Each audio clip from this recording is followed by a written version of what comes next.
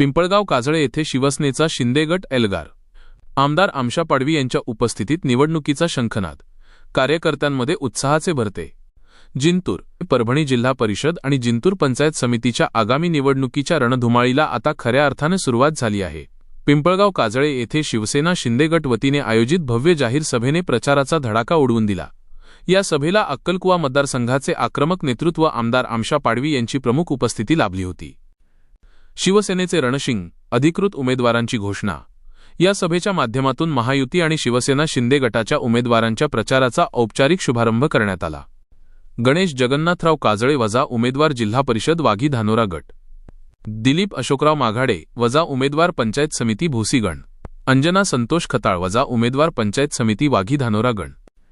सर्वसामान्यांचे सरकार गावागावात पोहोचवणार वजा आमशा पाडवी। उपस्थितांना संबोधित करताना आमदार पाडवी यांनी विरोधकांवर निशाणा साधत महायुती सरकारच्या कामांचा पाढा वाचला।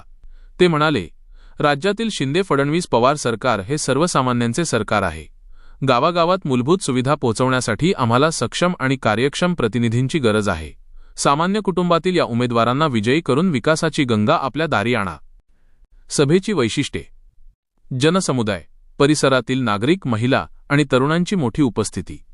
राजकीय वातावरण। सभेमुळे जिंतूर तालुक्यातील राजकीय वातावरण चांगलेच तापले असून शिंदे गटाने प्रचारात आघाडी घेतली आहे। निश्चय, गावचा विकास, शिवसेनेचा ध्यास अशा घोषणांनी परिसर दणाणून गेला होता।